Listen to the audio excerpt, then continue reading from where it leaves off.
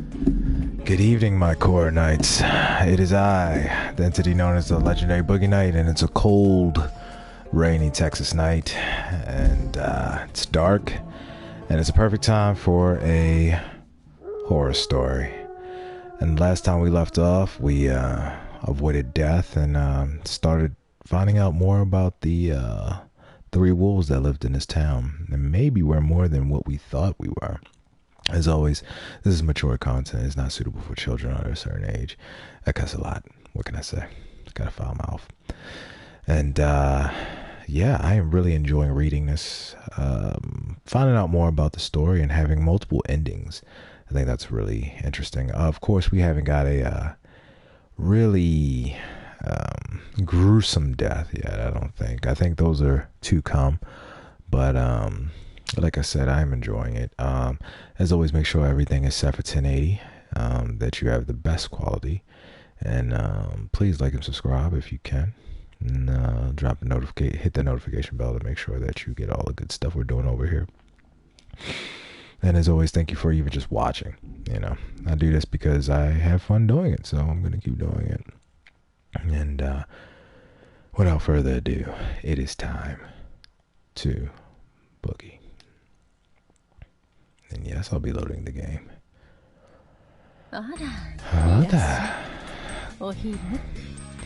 Oh, welcome. Are you here for lunch? I'm gonna eat that ass. Nope. We're just here to kill time. Can we sit?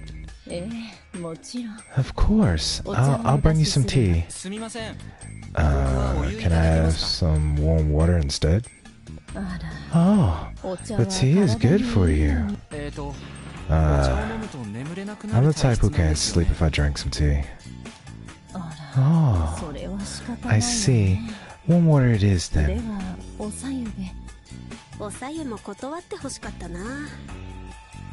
I'd have liked it if you refused that too.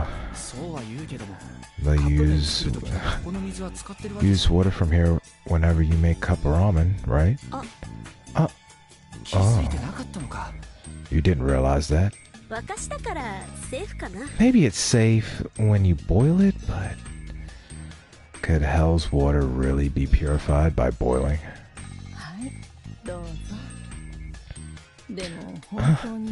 Here you go. I must say, you're quite unfortunate. Your bike was broken and now, well, you know. It's nothing compared to everyone else here. If I may ask, does this kind of thing happen often? Is it annual or something? Or I asked something important like it was no big deal. No, it certainly isn't that common. Personally, this is my first feast. I did hear that people died when the mists appeared before, but that was before most of us were here. As in they hadn't been ostracized back then. I could ask that, but I probably could dig too deep. So this is the first for many people here, right? Yes, I think so. Oh, that's so. I see. If that's the case, knowledge of the rules seems strangely well kept. Huh. You see what kind of place this is, don't you? There's not much in the way of entertainment here, so the little ones grow up listening to the tales of their elders. Old tales and songs are always passed down and survive for a long time. Songs. Songs. Whoa, creepy ass girl. Look at that. Just want to hit it with a bat. I know she's the wolf. The mysterious Miko-chan popped out of nowhere. I learned a song. Oh my, you did? Could you sing it for us?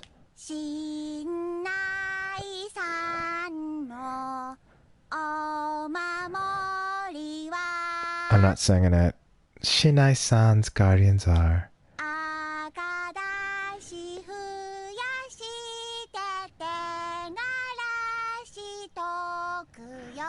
Whoa, is she singing about me? 1 cake, 2 funky, 3 blow, 4 rider. Would I be the rider? Cake, funky, blow, and rider. So, was it about a guy who had a funky birthday party with cake and ended the night on a happy note? The melody seemed familiar, though. I guess it was too difficult for her. Miko-san. So this is where you were, huh? Her guardian came soon after. Oh my. I'm sorry. We just had lunch, so the place is a bit of a mess. Koryo-Oba-san humbled herself. No. I'm the one should apologize. I let Miko wander off here. No need for that. It's a difficult time for us all. You are free to come here and relax whenever you like. Very well. A silent thud. A loud one. The woman just collapsed. Are you okay? Oh dear. Are you hurt? Apparently she wasn't trying some unique form of relaxation. She just tripped on the rail for the door. Oh, it hurts. She put her hands on her throbbed nose and became teary-eyed. The lady's mysterious vibe crumbled in an instant. She's clumsy? The woman noticed my surprise and pouted. She might have been more expressive than I realized. Please don't look at me like that. I'm sorry. Now that I think about it, this is the first time we've talked. You might be right, my apologies. For what? I got you involved in this. Run. Oh yeah, you told me to run away. I saw the evening mist come, but I hoped you could escape. Best girl. Instantly best girl. She's best girl. Oh, so that's how it is. A part of me thought you foretold the future or something. Uematsu isn't the lookout family. Now that sounded significant. What does that mean? This isn't something we can share with outsiders. Crap. Jimmy's lack of reserve made me forget my boundaries here. I'm sorry. You're wearing some strange clothes, so I thought you were a Shanto priestess or something, you know. Oh, I'm not that important. Haruki-san. Don't bother Riko so much. Oh, I didn't mean to. I'm sorry, Riko-san. Oh, you just called me by my first name. Sorry, my bad. Jimmy called her that way, so I thought it was okay. Man, this was confusing. I'm not that bothered. Oh, sorry about that. Oh, you two are getting along. I would have appreciated it if she didn't put me in a weird situation. I'm going back. What about you, Miko? I'll stay a bit longer. I see. Come back before evening. And so she left. She's a bit weird, but still cute, right? She is. She's cute, right? Is she? Which one is it? That's my question. Huh. Natural beauties sure have it good. They look young and pretty no matter how old they get. Well, that was some bait. But how old is she? I don't know. Pretty sure she's younger than 30, but she's definitely older than me. That's older than expected. I know, right? She's so little, and did you see that baby face? By the way, is she... Hello. We were now joined by the students. Mom, can we come in now? Oh, Yasunaga. Yasunaga. Haru-chan, welcome. And you. Yep, I'm you. At your service. Are you messing with me? I was actually. What is it, Haru-chan? Maka-san. You almost called me Haru-chan. Didn't you? We've only just met. You don't do that. It's unreasonable. Oh, calm down, bitch. Hysterical heroin? Jesus Christ. It's still messing around. I came here to say something to you. Her behavior was pretty unreasonable. To be honest, but instead of pointing it out, I just corrected my posture and waited to hear what she had to say. You're getting too close to Chini. She's pretty busy, so you should leave her alone and do your own thing. You were busy? I wouldn't say that. Even if she has some free time, she's a lady, so you need to be considerate and keep your distance. It's the mature thing to do. That's true. If you agree, then just go away somewhere. This is why adults are so unfair, filthy, and annoying. Yes, I am a filthy old man.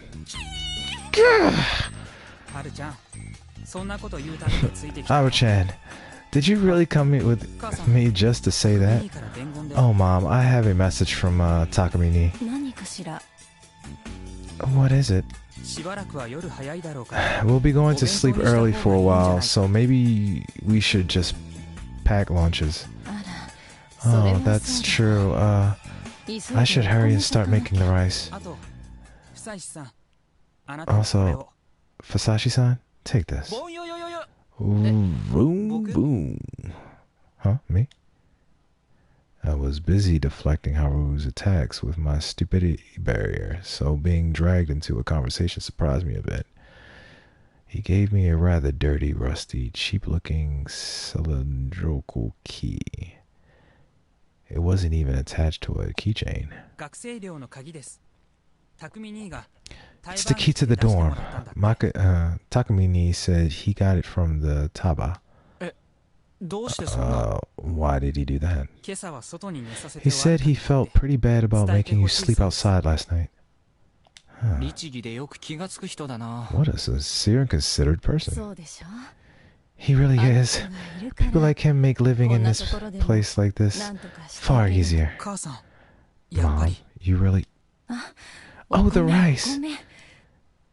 With an awkward smile on her face, Kaori went back to the kitchen. I'm so sorry you had to see that. She got wet right in front of you. It was a mess. I loved it. Don't worry, I'm just a clueless outsider. I made a blatant lie. Everyone could tell that Kaori and Takamine, I'm about to call him Takamine, Takami-san would make a nice couple. Why don't they just get married? Oh, I'm talking about Haru-chan, too. Hey, stop picking a fight with the outsider. Hey, he's bothering you, too, isn't he? Not really. Anyway, if you don't have anything to do with the feast, then just get out. Stop it already.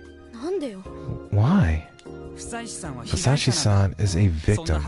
Don't be so heartless. What the hell? You're such a dummy. Oh, this is such a mess. They had to stop fighting about me. We had an innocent little girl here. Also, Chimi's info was confirmed to be true. Trying to escape seemed dangerous, and recommending it was heartless. Basically, getting out of here was difficult. That made me all the more grateful for the room. I'd been so busy trying to understand what was going on in this place that I didn't even consider how to deal with myself. I'd have to thank Takumi-san. Well, calm down. You two, Haru, want to play with Chini? Play what? Prayer to Shini. Now, seriously? I want to show Miko-chan how it's supposed to be done. Bah? That's fine. But wow, you really care about stuff like this? Yeah, kinda. Something was about to begin. No longer the center of attention, I began drinking the hot water Kaori-san placed before me. That's an interesting looking figure. The teacup had a strange symbol embelled at the bottom. It looked like a family crest. Yasunaga-kun. Oh, what's this mean? Oh, that's one of the Kamifujushi head family crests. She should just throw it away. His harsh tone made it pretty likely that it was the crest of the Hagachi family, the one who banished them here. Haru-chan moved a chair and sat down in front of Chimi. Can I play the man's role? Sure. Let's go. 1, 2.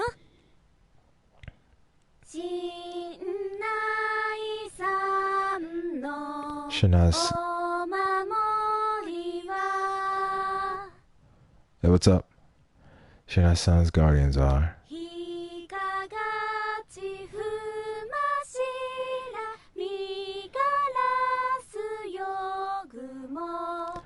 One snake, 2 monkey, 3 crow, 4 spider. Oh, she said rider. Funky. They started playing an action rhyme, much like Ring Around the Rosie or London Bridge is Falling Down. Fully in sync, they clapped, slapped their knees, clapped again, joined hands, etc., all according to the rhythm. And there was no mistaking it. This was actually the song I had heard yesterday morning. 5. Prepare for the feast. When the evening mist arrives.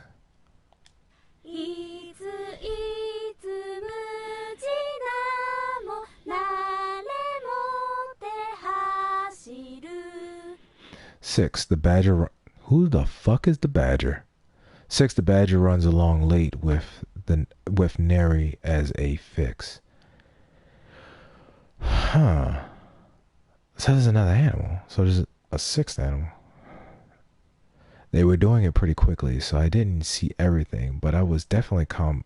It was definitely complex. They even raised fingers and made fist bumps. Also, I was pretty sure I had heard that part somewhere. Prepare for the feast when the evening mist arrives. Oh.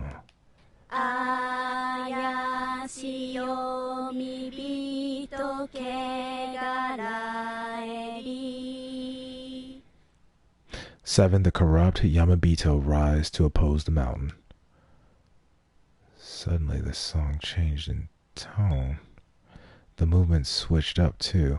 Haru hid her face, while Chimi stood up a bit and grabbed her by the shoulders.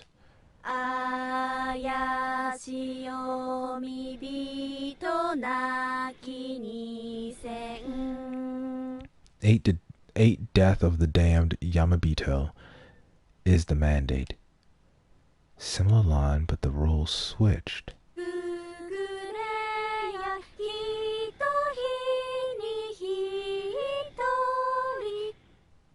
9. One soul per day now to bind.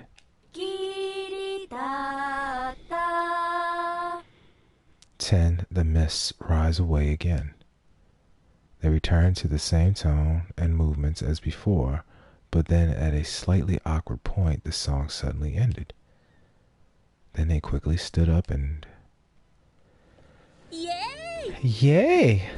It's been a long time since I did that. I kind of panicked. Apparently they were done. See that, Miko? See that, Miko-chan? This is how it's done. Wow! You were so fast I couldn't see it all. Alright, Haru-chan. Teach it to Miko-chan. What, me? Teach me. What? Alright. Yasukun, there's something I want to talk to you about. Jimmy's tone was serious. What is it? Yasunaga-kun instantly understood that it was important, but he seemed to be mindful of me. If it's about the feast, I shouldn't be here, right? I'm sorry. Jimmy gave me a meaningful look. I left. She'd probably tell me something the next time we met. I'm heading out then. Very well. You take care now. Carrie-san stuck her head out and said goodbye to me as I left the dining hall.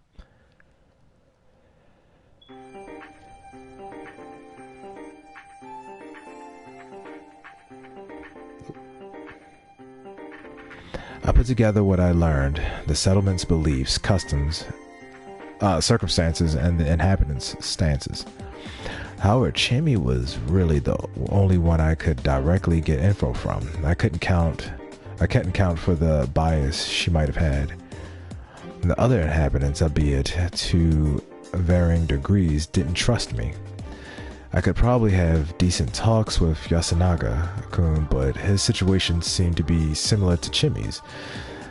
I'd have to talk to... I'd have liked to get info from the elders. Maybe my best option was to somehow join the feast myself. From what Chimmy had told me, the feast was a really vile and dangerous tradition. And that didn't change even when you considered the tales and that there had already been lynchings because of this. Normally something so brutal would have changed and became some harmless festival by now. How did such a tradition survive in the modern day, despite murder and lynchings being completely illegal? Was this place simply beyond the reach of the law or something? Or... it's because I saw God. Or because you actually get cursed if you didn't do what the tale told you to. How stupid. Then again, I couldn't really write it off. My stance on gods and monsters was basically that as long as they could be seen, I was willing to accept their existence. That belief that nothing was beyond the comprehension of modern science was narrow-minded at best. My technologies and methods... I said that right? Yeah, technologies and methods could easily reveal things that were previously undetectable. This had happened many times throughout human history. The idea that there were strange animals, ghosts, or aliens that were simply beyond our current ability to perceive was entirely plausible. However, there were disappointing realities too. For example, the original story about something mysterious could have easily been a lie, trick, misunderstanding, or misinformation.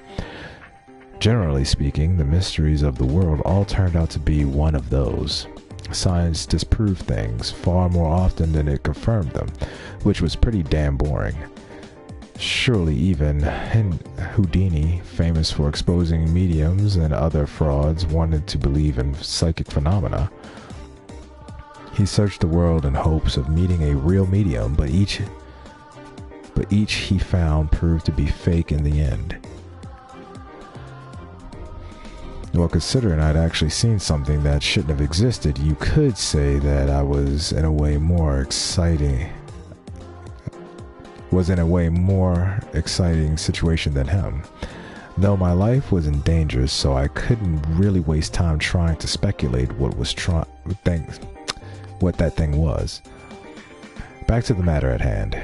For now, the most important thing was understanding and surviving the feast. To pull that off, I needed more info. I still hadn't heard how today's talk had ended.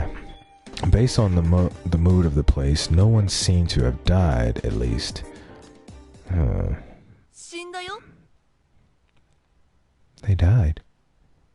Shocked, I turned around.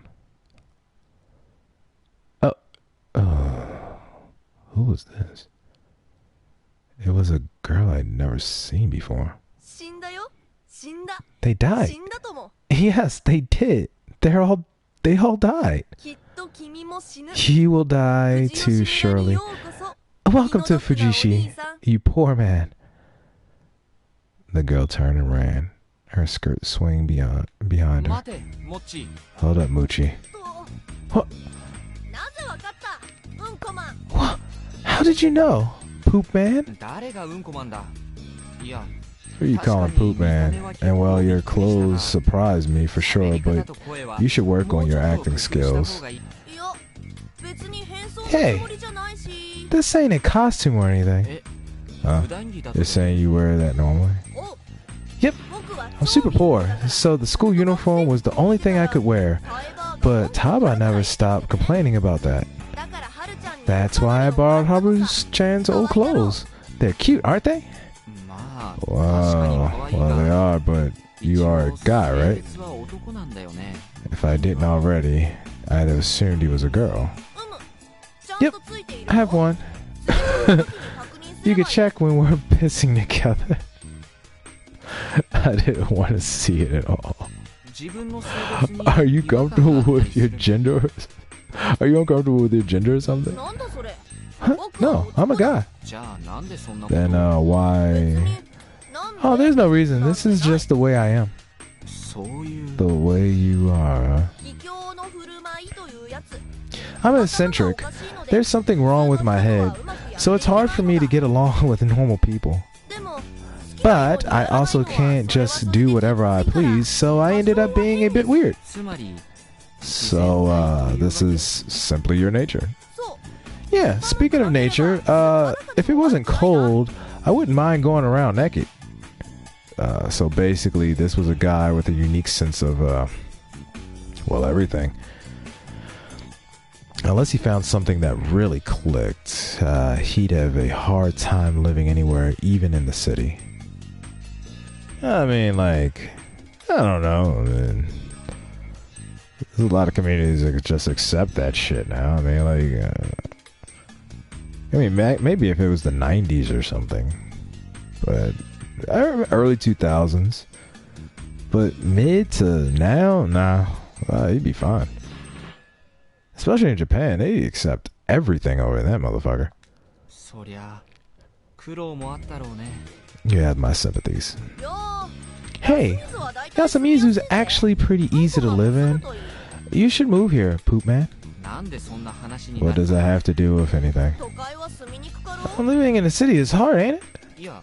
Nope, it's way more convenient than here. Really? I thought you escaped because something bad happened. Well, I can't deny that.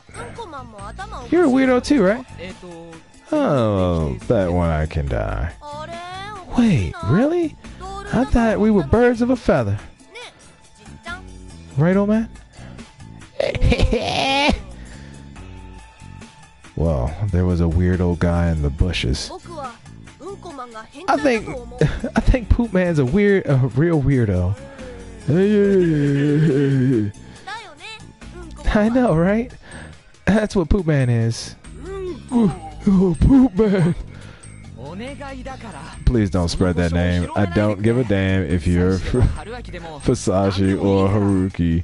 And just stop calling me that. Hassan? Did I look like a Middle Easterner? I was mildly bothered by the eccentrician? Institution? Oh, accentuation. My bad. But he was probably avoiding using nicknames that were similar to Haru's name. Well, whatever. That works. Poop Man became Hassan. I was never Poop Man to begin with. You're close to the old man. We're fellow crazies.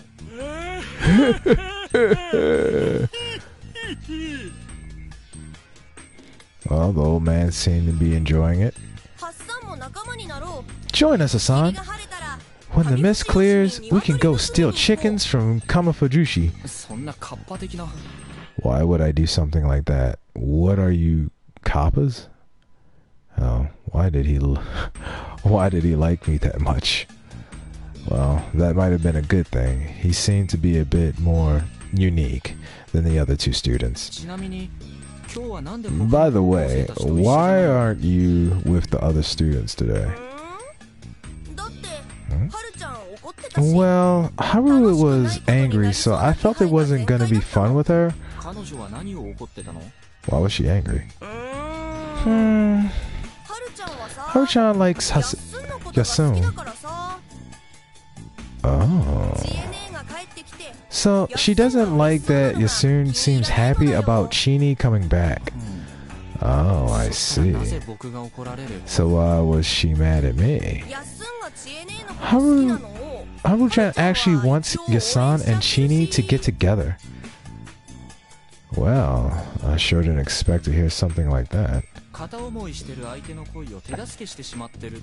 So she's helping the target of her unrequited love get his sweetheart. Yep. That's why you barging in and getting along with Chini messed things up for her. So basically I accidentally entered a love triangle. Does Chini know any of this? Pretty sure she does, but she doesn't do anything about it. He has a snowball's chance in hell. Man, that kid was harsh. So yeah, good on you, Hassan. Chini's yours. Is she now? And wait, are you okay with this? What? Why are you asking? Well, I haven't been here for long, but for what I've seen, you're wild with most people, but kinda gallant around Haru-chan. Well, you're probably right. She's a childhood friend and a bit of an airhead, so I do worry about her, that's all. Well, that's expected. You seem like the type to mess with such a person. I'd mess around with you too, the very end. I owe a lot to Yasun, and Haru-chan is an unfortunate girl. You know what? Asking too much at once isn't good, so I'll have you tell me more some other time. Huh, I already said too much, Hassan. What kind of magic did you use on me? He was the one who gone blabbing on his own. By the way, you said that someone died. Did they? Well, I know the journalist did. Yasumizu's people are still alive, but they're all as good as dead. Why do you think that? Who knows? I'm not good at reasons, but, well, when Takamine said he was the snake, I had a bad feeling come over me. Oh, it felt like I could hear the wolves laughing. Oh, somebody in there was a wolf! Oh, shit.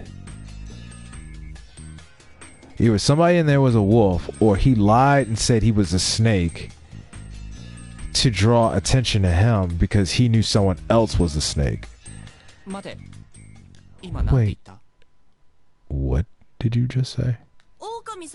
I could hear the wolves laughing. Before that, Takumi said he was the snake. Is a snake? That's what he said?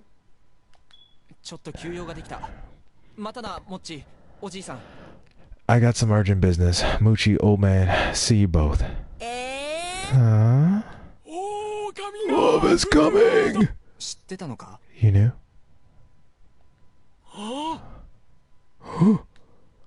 Shit, I didn't have the time nor the connections. Moro-san!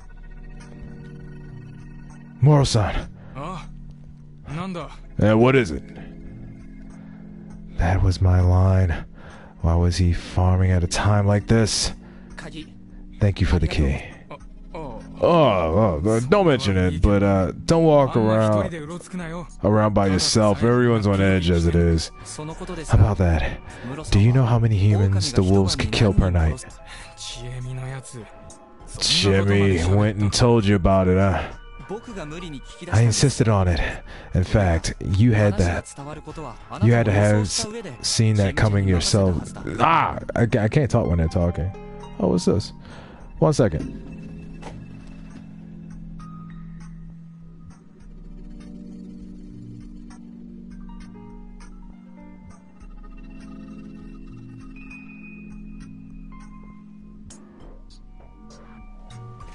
Actually, I plan on doing the whole game. Did you enjoy that? Did you enjoy the end?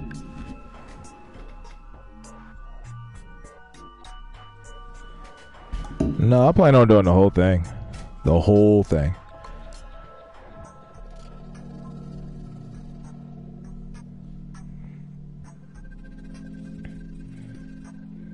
I know my female voice acting sucks. I'm trying to get that under wraps. But yeah, I plan on doing the whole game. I wasn't gonna stop.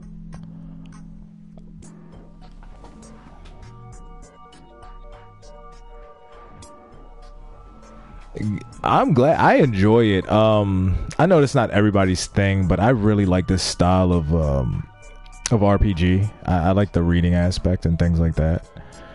So yeah, I like the mystery aspect of it too. Does it have a twist? I'm pretty sure it does. No, actually, don't even answer that. Please don't answer that. I can't. I know it already has a twist. I got a few theories already.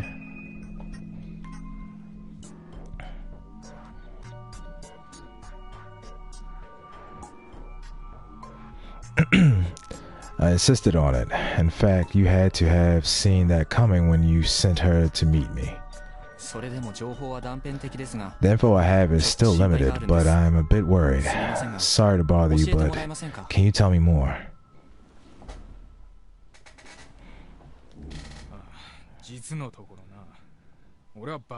Sorry, I won't cut it. It's a huge bother. I don't want to waste any time on this. Dumb shit I have to farm to care for. I thought you and Chimi would understand, but you're serious about this too. Well, you really didn't seem all that bothered by all this, but... 2 people already died. What of it? Huh? Listen, people die all the time, and I always stuck cleaning it up. What was he talking about? Did you see the aftermath of the landslide uphill? It's been like that ever since. The Nasato got to work on the place 8 years ago, and it collapsed. They were too freaked out to even clean it up. I ended up digging out the workers' corpses and burying them. I had no idea that it was such a big deal.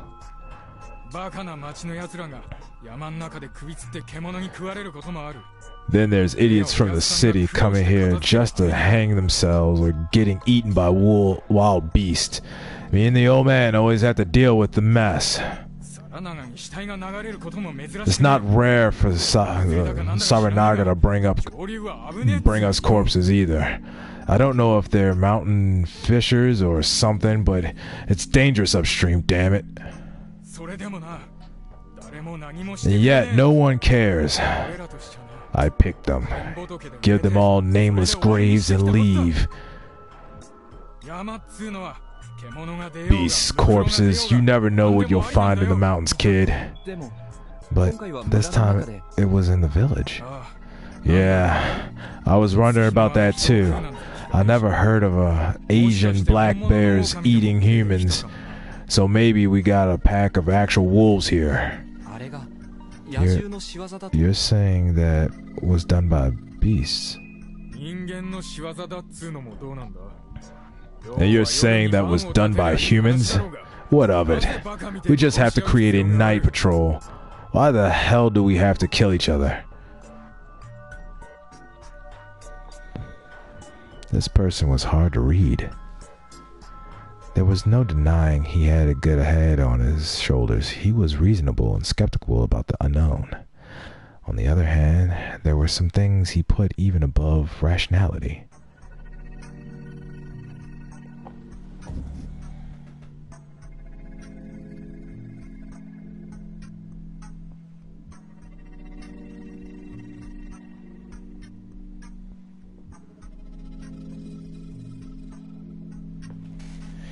Yeah, I like to read though, so I'm gonna I mean like it talking and it dries my mouth out. That's like the only bad part about it, honestly. But I actually kind of find it fun to like make these stupid little voices and stuff like that, especially like this guy right here. I mean, he's such a Chad. Look at him, look at those eyebrows. If that doesn't say Chad. But yeah, I'm gonna. How many hours did it take you to beat this game? By the way, I'm just curious about what I'm in for.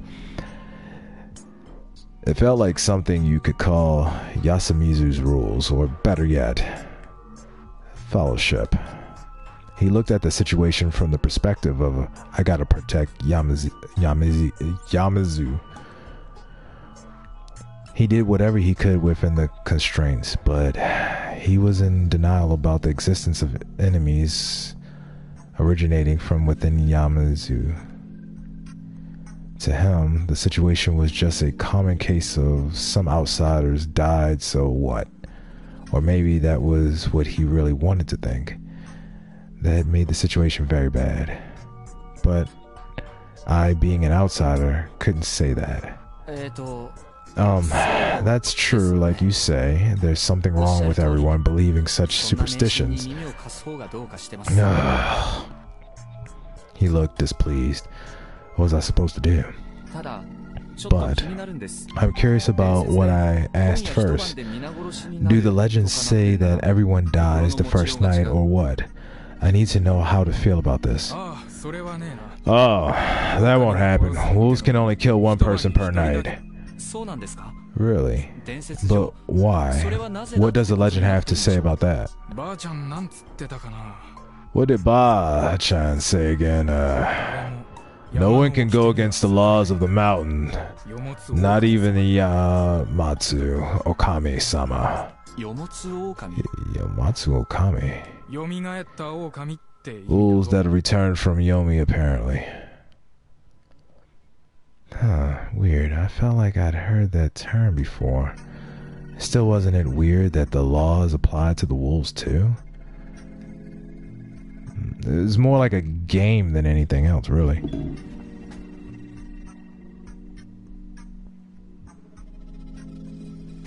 "40 hours.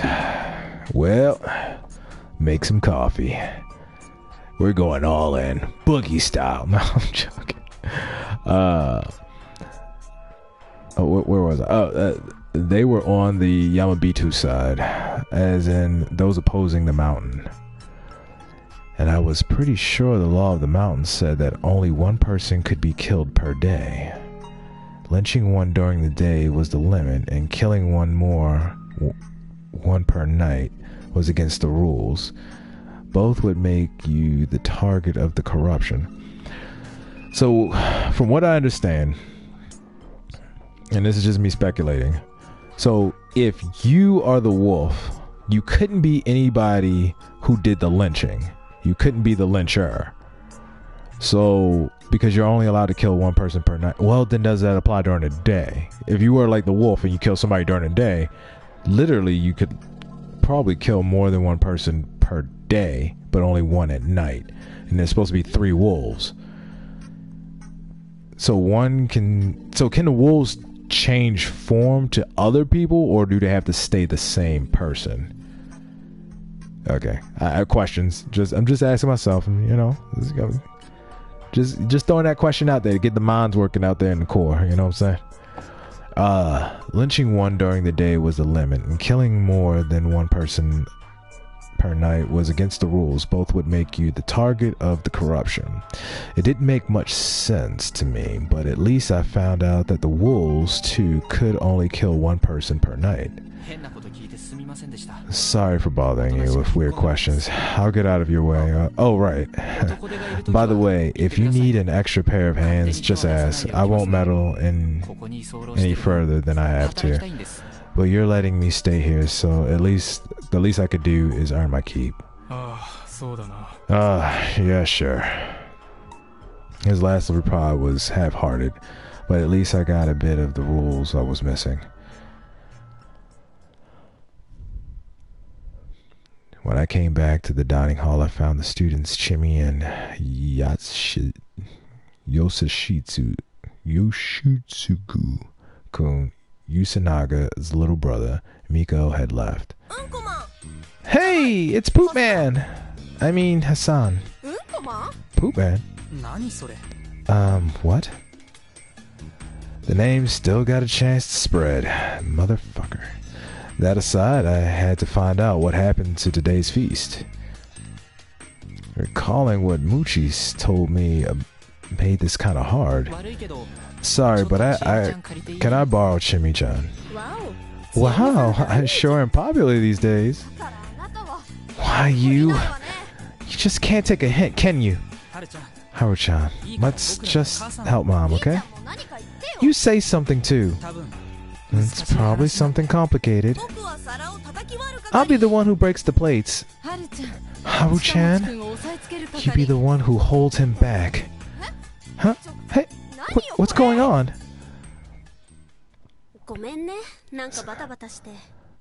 Sorry about the commotion. What did you tell Yusunaga-kun? We talked about today's feast. Things aren't looking good. Yeah, I figured it was something like that. Chakamuchi told me that Takumi-san revealed that he's the snake. He did. Are there any other snakes? Others? No, there's only one snake. The mountain gave 4 kinds of guardians. There's a 5th! There's a 5th. It said the badger in the thing. It's got to be a 5th. Whatever. The snake could ask the mountain whether one of the participants was a wolf or not. The monkey was the only one, which there were 2, which have to be the brothers. The brothers have to be the monkeys because, you know, they would know if the other was a wolf. They had the power to know who the other monkey was. The crow could determine whether the person who was lynched the previous day was a wolf or not.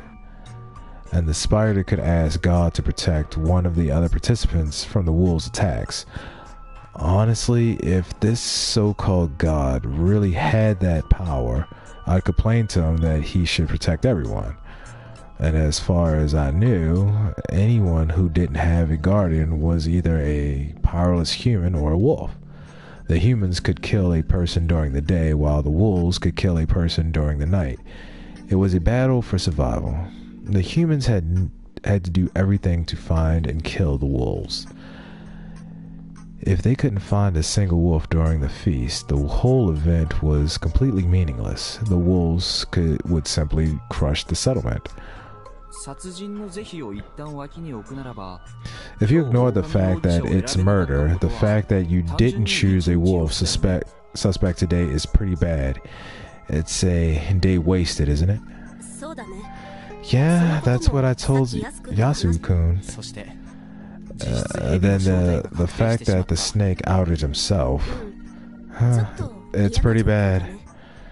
She understood it as well. We couldn't expect the help of the police or getting a forensic investigation, not to mention we were up against supernatural monsters. As things were, the snake's power was the only way to find out who was a wolf or not. In other words, losing the snake would mean losing their most powerful weapon against the wolves.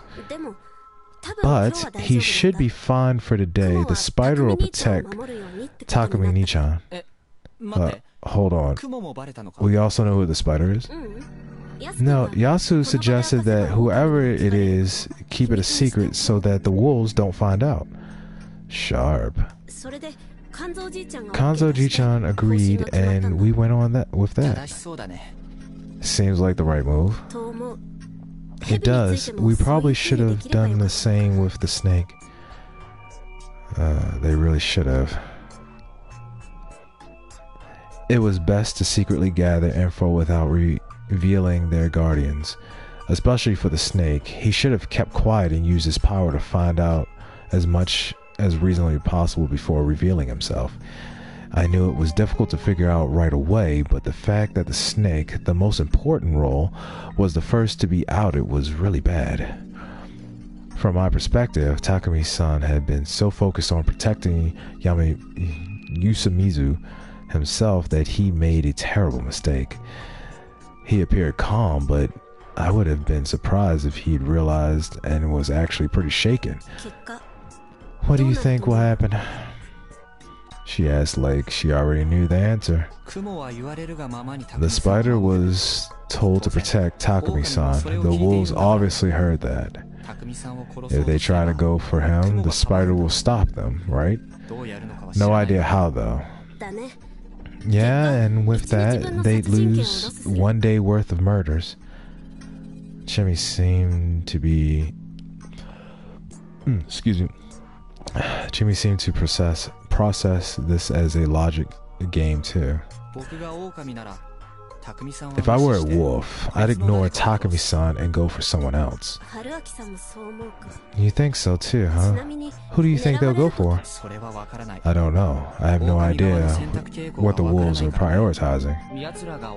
If they prefer the blood of a woman and children, they'd probably go for that, the younger people. Oh, scary. Don't worry, you're not the youngest girl here. I'll kill you. It's fine. You're still the prettiest. Ooh, that game though. That game. He rolled it. He rolled 20-sided dice. Charisma 20. I'll forgive you, though that still sounds pretty bad. Who knows what they'll do before killing me? I'm sure there were plenty of things they could conceive. Ooh, you dirty motherfucker. Apparently, there was another layer to the worst possible scenario. If they're not killing based on their preferences, then they'll kill someone whose death would shake the villagers. That'd be someone influential, or a player who's invaluable to the humans. That'd be Kanzo... sorry, wrong voice. That'd be Kanzo or Ji-chan, or Yasu. That seemed likely. Usanaga... I actually called him Usanaga earlier, but Usanaga was the only one who do something helpful for the villagers this time. He seemed to be the leader of the high schoolers and had a good head on his shoulders, but this idea required Kanzo Makishima-shi's approval, which made it pretty clear he was a standout. Honestly, I'd expect him to take more initiative than he had, but the fact that he considered the younger people's opinions showed real leadership skills. In any case, he wasn't someone the humans wanted to lose. Oh yeah. Did you decide who Takumi-san will investigate? Yeah, it's Kinosuke. What's with that choice? What do you mean? He asked for it, and we wanted to prioritize those who were the least popular. It'd make them safer. I wasn't sure about that choice. Those who were confirmed as non-wolves would have much more freedom to act. At the very least, they wouldn't be suspected as wolves who were just trying to exploit the situation during the feast. That being the case, shouldn't they have opted to choose a potential leader to investigate? Well, I didn't really know if Kinosuke Nasatoshi had the skills, but from what I could tell, he definitely lacked the influence to lead. If they wanted to secure a reliable leader, they should have went for someone like Kanzo. But wait, if the snake's target is killed by the wolves, the snake's power will be wasted, right? The dead can be investigated by the crow after all. No, those killed at night are chosen by the wolves, so they're obviously humans. The crow can only investigate those chosen and killed during the daily feast. Huh. Oh, I see. Makes sense. Whatever the case, perhaps investigating Kinosuke wasn't that much of a mistake. Did that mean that they were actually doing a decent job? Well, it'd be pretty bad if Kanzo was the one to go. Chimmy looked gloomy. She and I probably felt that it wasn't a complete blunder, but still had a bad feeling about it.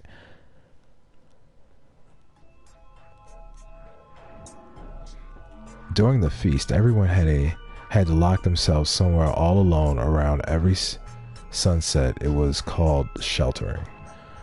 Well, I could understand it considering the legends, but I had still wondered why the students didn't go to school. It was a weekday. When I'd asked, they just told me, why would we leave when it's so dangerous?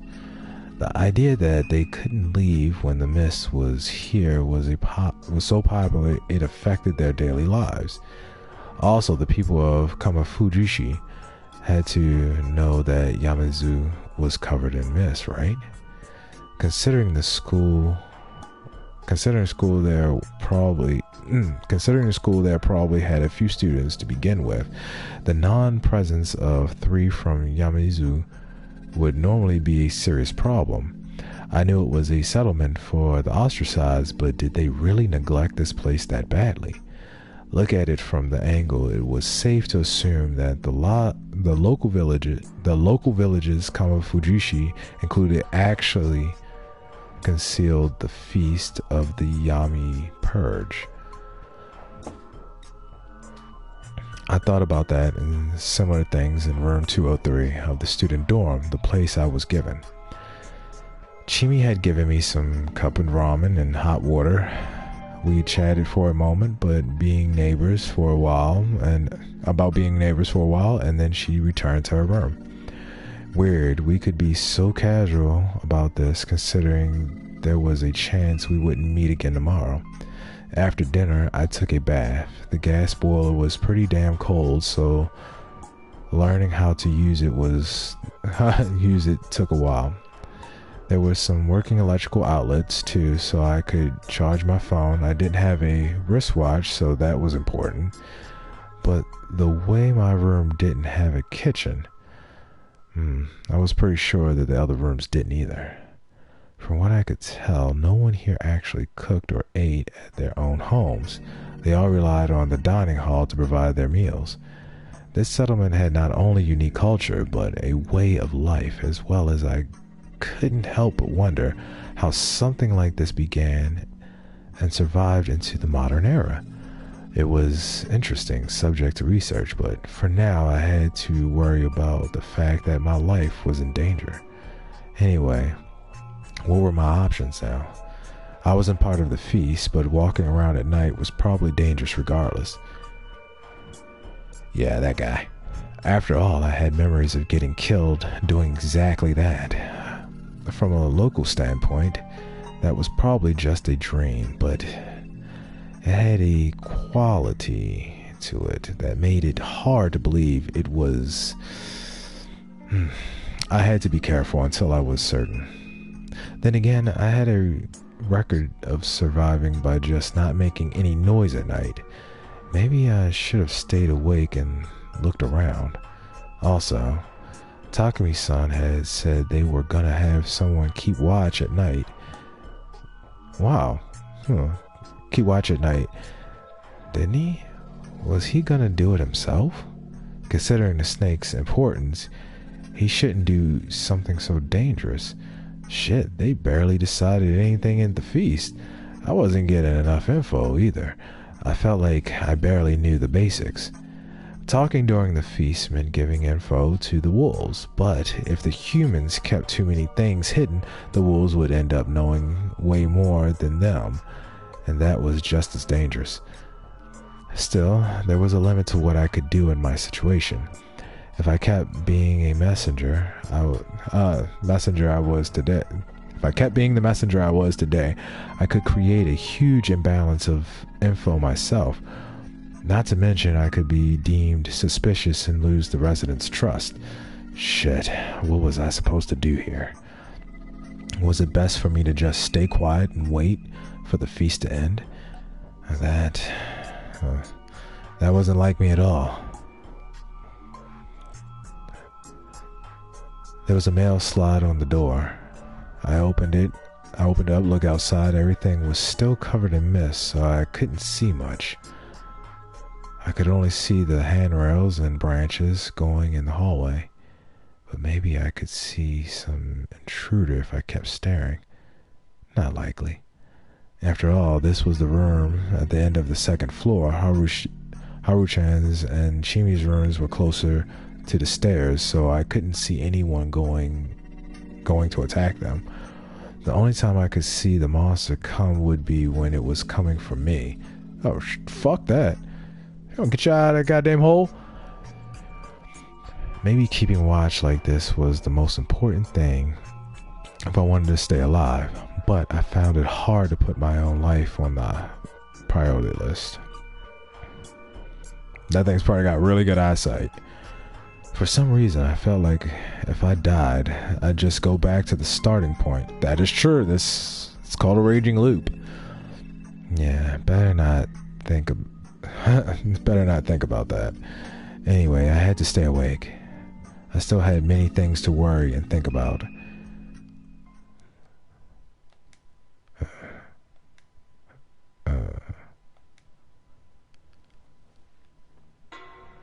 Ding dong. 5:14, Wednesday. So we made it through a night? Damn, did we make it through the night?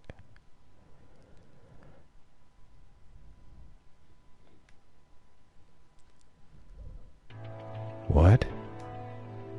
As I woke up and tried to move, my head rubbed against something tough and then smacked into the doorknob. I writhed in pain. What was going on? Did I fall asleep against the door? Was I more tired than I thought? I was glad I didn't die and all, but this was a failure in my eyes. Sleeping in the unnatural position made my whole body hurt. I wobbled over to my fully charged phone. It was 6 o'clock. It was early morning for me. I'd have loved to just go back to sleep, but I was too curious about the feast. After washing my face with hot water and putting on my shoes, I decided to take a peek through the mail slot. Oh, yeah, it's a vagina. Oh, and a knife. Outside, I saw Chimmy standing there with a knife in hand. I reflectively stepped back, tripped and fell on my ass. What the hell was that? There was a woman standing before my room with a weapon. I only caught a glimpse, but that was enough to conclude that I was dealing with a scene straight out of a horror movie. What could have prompted this? Did she suspect I was the wolf, or was she a wolf herself? She knocked on the door. Oh shit, my controller blanked. Knocked on the door, making me squeal a bit. Haruki-san, are you awake? Would she kill me if I replied? Wake up! I need a hand checking on everyone. By the way, I'm armed, but it's just for self-defense. Why didn't you say that sooner, damn it? Oh, so you were awake. Don't worry, I just put the weapon away. Yeah. I hesitantly peeked through the mail slot and saw her hopping around, showing me her empty hands. After meeting up with Chimmy, we went around the dorm and woke up all the students. All of them were alright.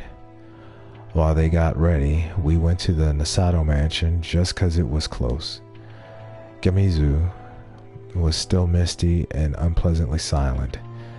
I walked carefully just like yesterday morning. I couldn't write off the possibility that a werewolf would jump out of the mist and tear me apart. It'd be over for me. I was walking ahead, dragging Chimmy by the hand, careful about where I was going. If something happened and I got eaten or something, Chimmy could either fight back or run away.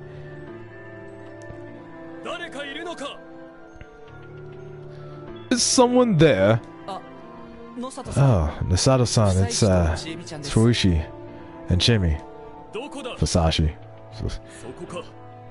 Where? Oh, there. We peered through the mist and a gloomy frown appeared. Hi there. Looks like the mansion was safe. Of course. It's old, but well protected. Not even monsters could get into it. Surely. Ah, is that right? I see. Then, can we all take shelter inside? Why should I let you? This is Yamizu's problem, not mine. I see, that's right. Good point. Then, we'll just get moving and solve the problem, I guess. Wait! It's dangerous! We need to be in groups! Really, I was beginning to think this guy was the best described as a... a bark? No. Oh, a bark no bite. Though prideful and vain, he wasn't as smart as he claimed to be, as shown by his inability to take charge of the feast. Also, his fussy attitude was probably just him making up for his fear. It was entirely possible he was just putting on an air. Well, it's usually said putting on airs, but I mean, this is an American game, so they wouldn't know that. Putting on an air in that a mystery of Yamizu, or rather Fujishi, was actually scaring him. Anyway, we went downhill and met up with the students. Even a familiar road can be scary. Yeah, myths sure are weird. I can get naked and no one will get mad? Stop that, you fool. Haru Makishima was acting weird. I think it's Haru, man. Mochi was definitely expecting a retort from her. She didn't say anything, and her face was so pale you could tell through the mist. Hanging her head, she was lightly shaking. Everyone else could see it too, but no one else to address it. Questions would quickly become suspicions after all. Perhaps she was a wolf and did something horrific last night. As we all thought similar things, she suddenly collapsed to the ground. Are you alright? Don't touch me! Her horror scream shocked everyone. Haru-chan? Nii-chan, I just... I'm sorry, but right now I can understand if you're on edge. Be careful about where you walk. We then slowed down. Haru-chan, not touching anyone's hands, was at the rear of the group. I was about to say rear of the gap. As we walked, trees and stones drifted in and out of visibility through the surrounding mist. Our vision was so limited it felt like the world around us was changing with every step we took.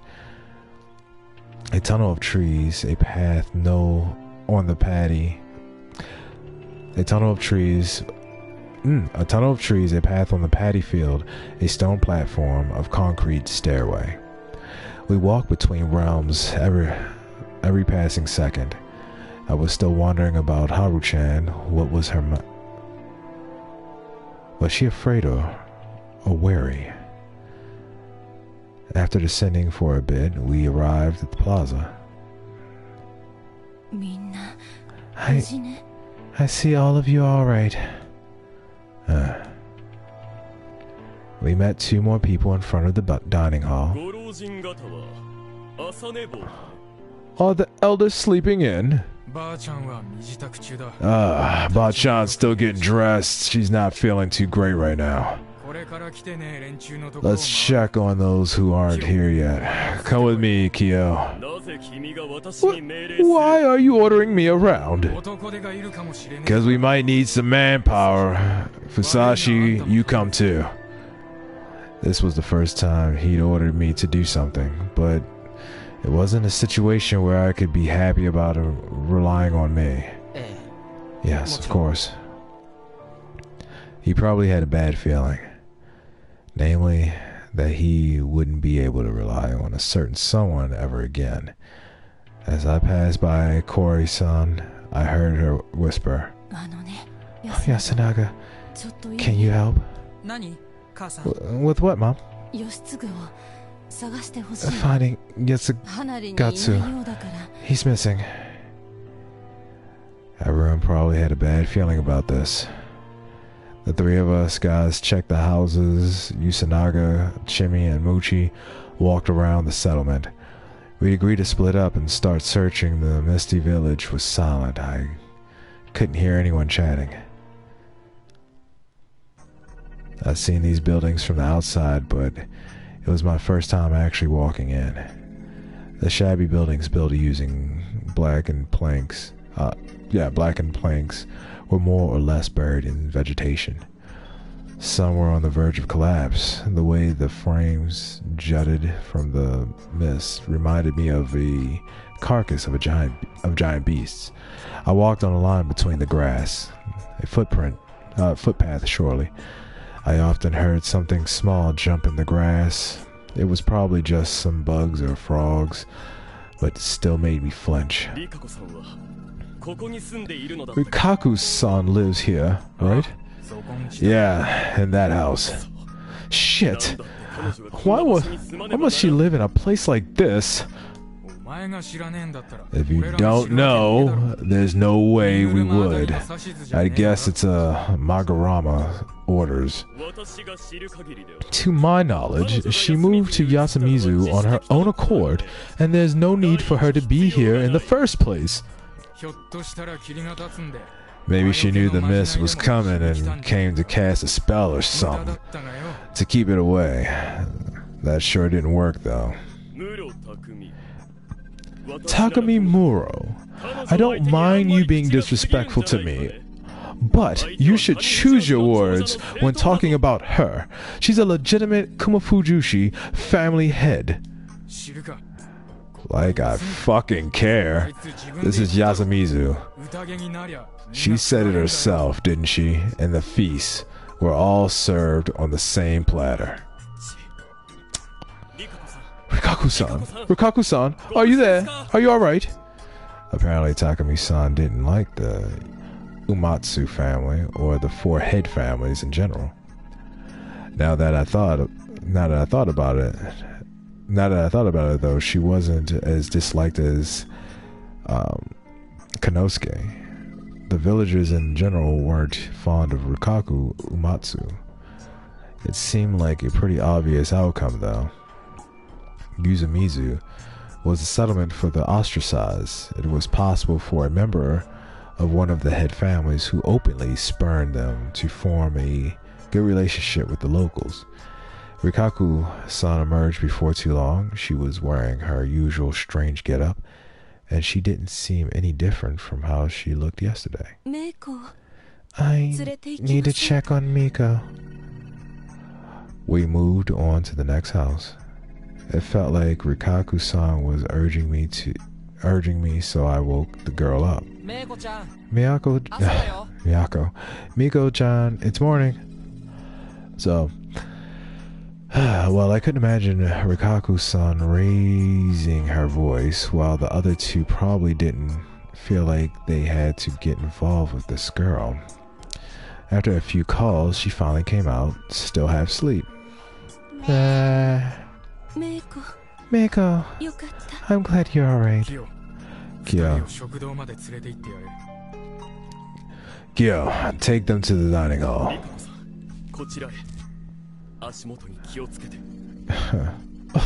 Come with me, Rikaku. Watch your step. Yes. She was apparently trying to get my attention, so I turned around and said, yes. I'm sorry. Her sudden apology left me completely confused. She then departed alongside the other two, leaving me alone with Takumi-san. Are you sure we should go on without Konosuke-san? He'd be useless anyway. I only brought him along in case it was the Amatsu mock priestess that died. But now I know who got killed. It could still be the old wolf guy. Shut up! If old man Kanzu was around, he'd have woken up earlier than anyone and searched the length of the Yamazu 3 times by now. So he knew. I'm sorry. His house is over there. I followed him in silence. I couldn't think of anything to say. The fact the door was unlocked made it clear that something wasn't right. The moment I opened it up, my nostrils were assaulted by the smell I experienced just yesterday. The reek of a fresh corpse. God damn it! Damn it! Damn it! Damn it! Unlike Takumi-san, who was looking away and cursing, I did my best to burn the scene I witnessed into my memory. I felt like to avert my eyes would be disrespectful. Chided myself for wanting to look away. This body was much more intact than Mamiya's son and Hashimoto-san's. That made it much easier to become painfully aware of the fact that this was a human. An intelligent life form who was with us yesterday like it was no big deal. There was one problem though. The part of the body that used to be the head was completely destroyed. There was no part of the head left untouched. It was that thought. It was that though. It was obvious the result of relentless, heavy blunt attacks. Wait, so it didn't eat him? Like the other person that tore him open and ate his insides, but this guy just busted his head open? That seems like somebody who had a problem with him, really. Everything above the neck was just strange. Flat mass of shattered skull fragments and white and red organic matter. Compared to it, everything else was largely unharmed. The old-looking clothing and unexpectedly robust chest for someone his age were all the proof needed to know that this was the body of Kanzo Makashima-shi.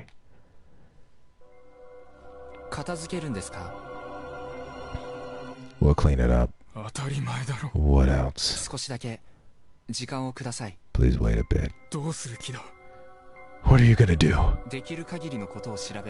Find out as much as I can. Since we had no idea when we could get out of here, protecting the scene of the crime for an official investigation meant we had to leave his body to rot here, and we just couldn't do that. and considering the horrible state it was in, the villagers probably wanted to take care of it their own way as soon as possible. Not much I could do to stop that. Thus, I did my duty as someone without such obligations. This corpse was completely unlike the ones from yesterday. I just said that. I just fucking said that.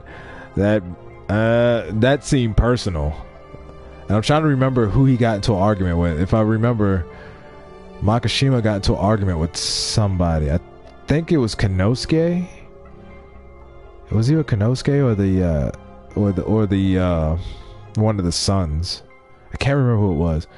While those two were destroyed completely, the damage on this one was focused on the head. The weapon clearly wasn't sharp. They used something blunt. The skin on his face was torn but not sliced apart, and the skull was shattered. This was caused by repeated blunt attacks on the head. It was my job to picture whether there was some profound grudge in this. The only clear thing here was that the wolves killed him using something blunt, not claws or fangs, and it was obviously done with dedicated intent, not accidentally.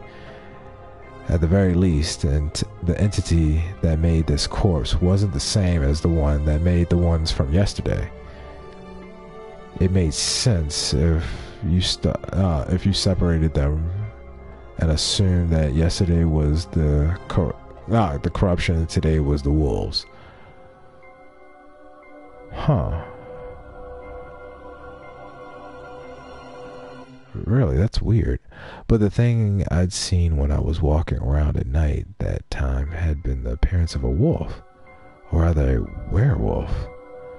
If the werewolves were the ones bringing the corruption, the tale all this was based around would make even less sense. If the corruption was Great Lord Shinai's, the mountain god's, punishment, it'd be weird for it to be delivered by the wolves. Holding back my nausea, I looked back at the corpse. Then I rolled back my sleeves, reached for the destroyed head. Hey, what are you doing, man? I'm pretty sure I'm wrong, but I'll still have to look. Decapitation meant body doubled. Decapitation meant body doubles. Mystery writing 101. Oh, he took his form.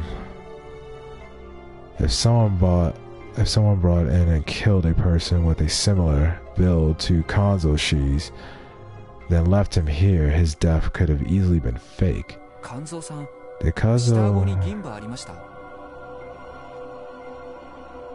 Kanzo have a silver-capped tooth in his lower jaw? No, he didn't. His voice was strangely forced. I looked at him and realized he was kind of pale. I might have overdone it. Still, I couldn't be soft in this situation. He was proud that he didn't need any crowns or anything despite being over 60. Why did you find one? No, I only asked to prevent any misdirection. It's a healthy set of teeth. What the hell? The lower jaw was mostly intact while the copper one was destroyed along with the rest of the head. Ugh.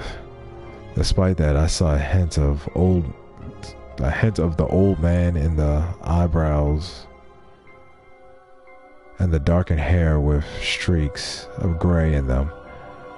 It was pretty clear it was the one and only Kanzo Makishima-shi, so it was probably pointless to keep thinking about the way that he was injured. My hands were all messy. I'd have to wash them later. The corpse aside, Kanzo-shi was lying on some thin bedding, and there was no sign of a struggle. He was either instantly killed by the first attack or knocked out, laid here and then killed. Still, it wasn't a corpse that was easy to make. The situation here was peculiar. One point I found curious was the fact that Kanzo-shi surely...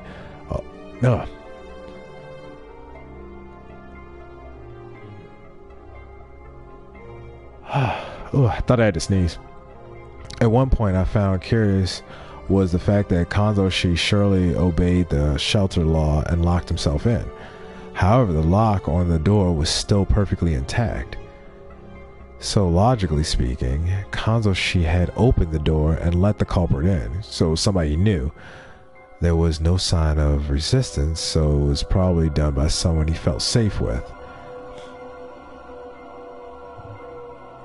However, if this was normal killing by the standards of the feast of the Yomi Purge, then this was definitely made possible by something unnatural.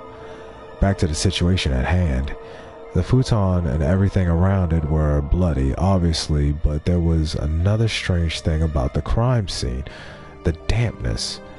Some spots were totally wet, and clearly not because of the mist. It was like the murderer purposely spread some water here. Were they trying to wash away the blood splatter on them? But there was no point in doing it in front of the body. The footprints were all faded. Were they trying to cover their tracks? They were still pretty visible though. It was more like they put bloody footprints on the futon and tatami that was already wet. The shape of the prints told me they weren't made by Western shoes, Japanese cogs, or wild beasts. They were just long, oval, reminiscent of those made by Zori sandals. There weren't many of them, though. Most of the blood was absorbed by the futon. But from what I had, I could tell there was only one type of footprint.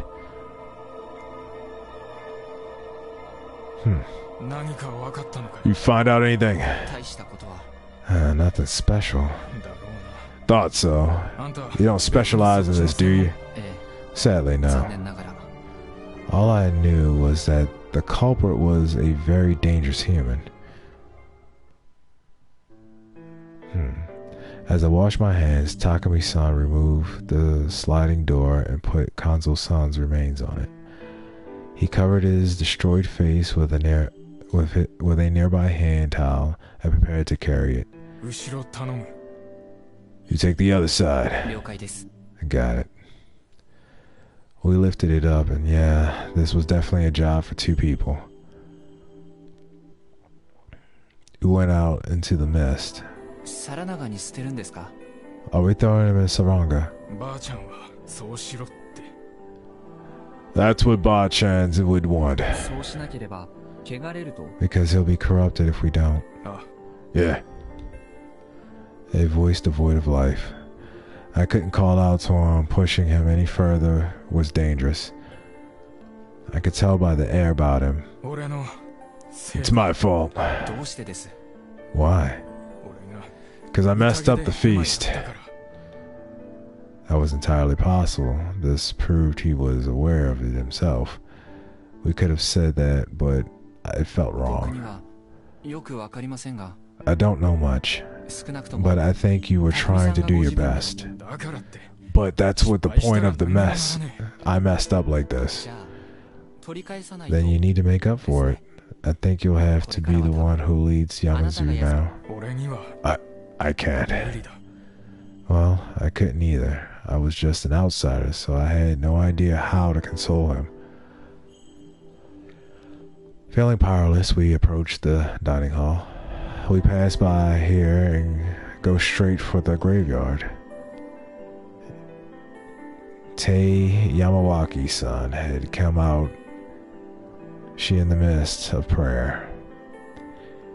Kaoyobi Orbi was standing next to her. She looked completely out of it. Rikaku Umatsu was covering Miku's eyes and looking straight at me. Haru-chan, Kanzo-san, actual granddaughter, was watching her grandfather's corpse with an intense expression. The fuck? Does she hate this nigga? It probably wasn't good to make any assumptions here, but I couldn't help it. I felt like her expression was full of not unbearable sorrow, but of anger, hatred, and disgust. I never seen them have a nice chat, so I wouldn't have been surprised if they didn't see eye to eye. But still, I'd have liked it if she made a different expression, if only for the moment. I could only think that because I was an outsider who didn't know shit, I wasn't good at making assumptions. Shit. Well, I wasn't in this position. Just how much could I even learn in my position? But as it turned out, I was still underestimating the situation. We can't find Yoshi-kun anywhere. We met Shimmy on the way to the graveyard. She and the two high school guys were still searching, but the mist made it extremely difficult. We told her we'd join her once we buried Kanzu-san and picked up our pace. The graveyard wasn't that far. Yamaizu wasn't very big. It only felt like it because of the mist and the land. The load. I completely forgotten about him. He was all right too, huh? I had no idea why, but he was looking at us, clapping and laughing. That meant that Shigetsu Orbe was the only one we hadn't seen yet. I was told there'd be only one. The wolves were supposed to kill one person per night. That doesn't make sense because 2 people died the first night. That means that either A, there's 2 wolves and they can kill 1 person per wolf, or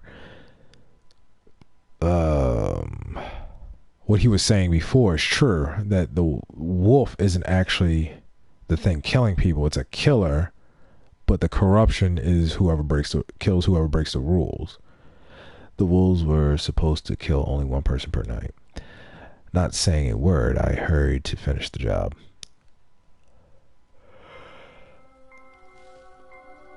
That led us to find him early. What? Yoshigitsu-kun was on the shortest path to the cliff and the grass of the graveyard. Though Takumi-san had only noticed him by chance, that was how deep the grass he was, and how many pieces of him were there. It reeked of death. It reeked of death too, but it was mixed with the smell of crumpled grass and strange beastly odor. Maybe not all the blood around here was his. Unlike Hanzo-san, he left clear proof of the tough battle and intense pain. Yoshi. You had guts. Takumi-san's voice was shaking. He picked up a soccer ball-sized object, half-eaten and basically a shadow of what it was to be. It clenched its teeth even in death. Takumi-san gave it Yoshigitsu-kun's head to me, and I put my finger in his mouth. I was curious about what was stuck in there. What I found was a clump of beastly fur. He literally fought tooth and nail, resisting until the very end. Yep. Resisting what? Obviously, the being that brought the corruption. Huh. It didn't take long for news of Yoshigitsu's Orbe's death to spread across the village. I heard that the pain of losing one's child was beyond any description. Even so, Kaori Orbe broke down so badly it felt abnormal. The mild-mannered woman became a mad beast. He had to band up to keep her from running to where he found Yoshigitsu's corpse. We'd already gathered it up and thrown it into Saranga after all. Takumi-san kept a tuft of the boy's bleached hair which he gave to Kaori-san. She instantly put it in her mouth. Though her wailing and choking, she did her best to chew and swallow it. What? It was the wretched, gloomy, and miserable sight. Though it must have been an act born of ultimate motherly love. Whatever the case, no matter the shape, it was too late. Try to bring her child back into herself. Not to mention absurd and pointless. That was how it looked like in my eyes. Let's begin the feast. We gotta do something about the one who killed the old man, Yoshi. His words got the attention of basically everyone present, but they didn't reach the sobbing mother and hold her older son, who was gently consoling her. Yoshigetsu-kun. Why did he have to go against the laws? His efforts in death had only worked to corner not just his mother, but everyone else here. It was useless. He gotten some weird fur for us. No one, not even me, had any doubts about what we were dealing with here. A situation where everyone was desperate, acted on their own accord, and didn't know how to use their lives well is basically the worst. I guess you could have said the worst situation, but yeah. And apparently, this line of thinking I had would foreshadow the next turn of events. Where did Haru-chan go? Shit. Why was everyone in such a hurry to do the worst things possible? Cherry Shirazawa, Chikamuchi, Kamoshida, Takumi, Moro, and God, you have to say the whole damn name? And I went out to search for the Haru Makishima. Kaori showed no sign of calming down, so Yasunaga stayed with her. Kinosuke, she refused to come, arguing that it would be bad if there wasn't enough manpower around the dining hall, and he wasn't wrong about that. It wasn't unlikely that some fur-covered murderer or Haru-chan's kidnapper was still around. To prevent any surprise attacks or accidents, we split into pairs. We were given a hoe. Hoe? We all were given a hoe, you know what I'm saying? A hoe and a sickle for self-defense. Be careful, you two. They shout if something happens, loud enough so we can hear it. But low enough that others can't. But that doesn't make any damn sense. Alright, let's go, Mochi. It's time to do work, Hassan. The skirt would have made the search harder for him, so he changed into his school uniform. It wasn't cut out for the job either, but he had no other clothes. At least it was better than one piece of dress. He seemed to enjoy wearing girls' clothing, so changing into the uniform was probably his way of showing he was serious about this. He kept his easygoing tone of voice, but I felt like there was gravity in his eyes. He might have been pretty shaken. Haru-chan! Haru-chan! We walked around Yoshimitsu, shouting until our throats became dry. We checked every bush, all of the patches of tall grass, and behind every tree. We even searched the water around the paddy fields, but it didn't feel like we were any close to finding her. What do you think happened to her? I don't know. Maybe she's shocked by her granddad's death. No, before that, she'd been acting weird since this morning. Was she? Is she really fastidious? Fastidious? Is she really fastidious or something? Fast what? A clean freak, hates anything dirty. I think I saw hints of that ever since we first met. Oh, I'd say she's just the greatest scaredy cat ever. Here. Scaredy cat, huh? She was always really afraid of all the corruption talk. Maybe she was just scared of getting corrupted. I see. Fear based on superstition, that made sense, but why had it suddenly gotten worse? What had happened last night?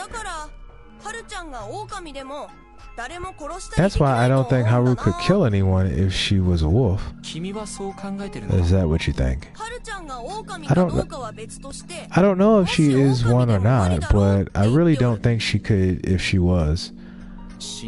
How prudent. That's not like you. Well, we're not talking about me here.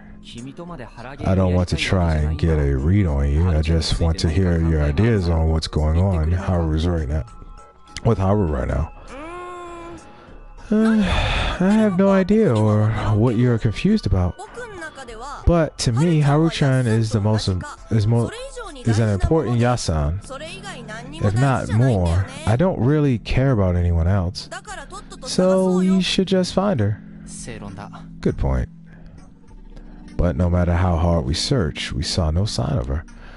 She could have been hiding somewhere, or maybe she collapsed. But I was beginning to entertain another idea. She ran away? Because she killed her grandfather? What if she ran away from Yashimizu? I asked, knowing everyone would deny the idea. That'd be hard to believe.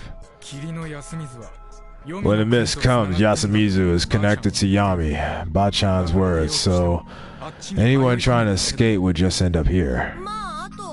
Not to mention, those mountains are dangerous. All that considered, if there was something that drive her to escape from the village, what could it be? Everyone fell silent. They couldn't imagine it. It was like their brains had stopped working. If she'd actually wandered out into danger, then we'd wasted too much time searching for her in the village. I had to hurry, so I didn't hesitate to using some big assumptions that bordered on, I wanted to say anarchy, but what is that? Chakanari? I don't know.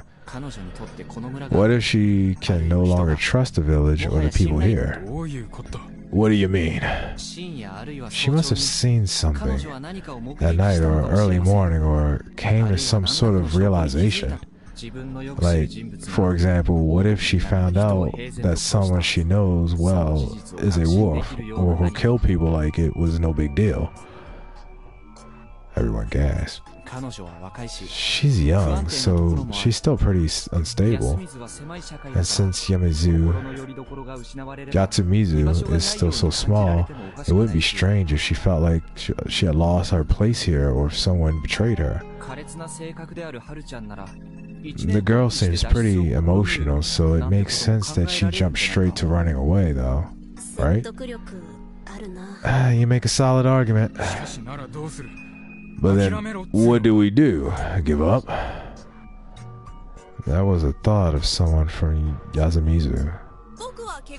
I'll go look for her. I'm not afraid of the corruption. And that was the thought of someone from Yasumizu too, who had a few screws loose. Anyway, I'm an outsider. I'm not exactly averse to leaving anyways, so I'll look for her too. I said I'd stop you, didn't I? Don't worry, I'll head back the moment it gets dangerous. She definitely won't head to Saranaga's direction, so I'll focus on the path to the school. Also, adults shouldn't turn their backs on children, right? Hassan! I can't argue against that. Of course, it's possible that she's still in Yasumizu, so you two keep on searching for her. Leave it to me. Run away if it gets dangerous. Hassan, what about what you said? What do you mean? You know the thing about Haru losing trust in everyone as a result of something she saw? What about it? That didn't actually happen, did it? Who knows? I was just raising possibility. It's likely, though, isn't it? So, what you think? She saw me or Yasin walking around with the mouth full of huge fangs? That's a possibility, too. Not sure about that. Is that just your intuition talking, or...? Yep, it is. Speaking of which, I also feel the Feast of Yami Purge is designed to keep the wolves from being outed easily. Huh? You can't see them at night because you can't walk outside. You can't stay gathered in one place and watch each other. You can't call the police, so there can't be any investigations. And since everything's covered in mist, things can happen without anyone realizing. And that's why you can't get that sort of solid proof. How could the players send people to be hanged? How could the players send people to be hanged without the slightest bit of material evidence? If you ignore the weird guardian powers, it was all quibbles, agitation, sophistry, okay, emotional arguments, connections, popularity. Basically the power of communication. I didn't really get why, but yeah, I think it's designed that way on purpose. Nothing was certain. They were put in a dangerous argument with their only weapon being their eloquence. It was a feast of doubting, hurting, and eventually killing one another. If there was such malice behind this, then Chikamuchi Kamoshida had a point. Are you a detective or something? Huh? No, that'd be Yusan. He might know more than he lets on. I'd have to talk to him then. We arrived at the mountain pass separating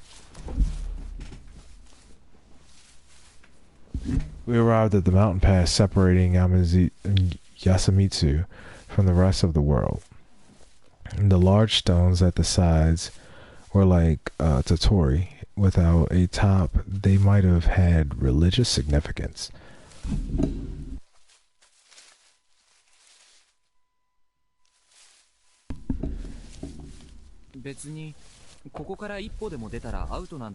There's no rule against stepping beyond here, right? No, only you can run away from the feast. We were going out to find Haru-chan, so we were good. Ignoring the fact that Haru-chan was breaking the law, we passed between the stones. But we soon had to stop. The path was blocked by a landslide. According to Mochi, despite being pretty rocky, the ground in this area was strangely fragile, so landslides weren't all that uncommon. There had been some pretty bad rain last night, hadn't there? There were? If that was related to the mist's appearance, it was unlikely that we'd get both the mist and the landslide at the same time. And despite that, this felt just a bit too convenient. I had to consider the possibility that the people in the settlement above blocked the road to keep the Yamabito from getting through. Hassan. There was something way more important. We found footprints in the still damp mud. It was proof that she'd passed through here. They disappeared into a small cliff that only reached up to my shoulder. She had to have climbed up and disappeared into the forest. Let's hurry. Yeah. The term virgin forest was used to describe forests that were still untouched by mankind, letting nature have complete control over it. Many of the cedars here looked imported, so that term probably didn't apply to this one. However, it wasn't intended to whatsoever, so the words natural or undeveloped definitely worked. There were many fern saplings on the surface, a canopy of leaves above and a canopy of leaves above, and a thick mist all around. It certainly didn't feel like a place humans were welcome. The better or worse, the new ferns seemed slightly trampled, indicating that someone had passed through recently. Over here. Be careful. Be careful, she got lost on this road, after all.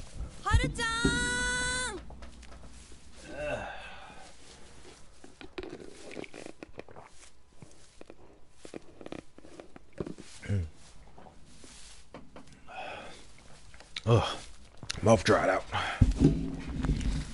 Okay. Should you really be shouting like that?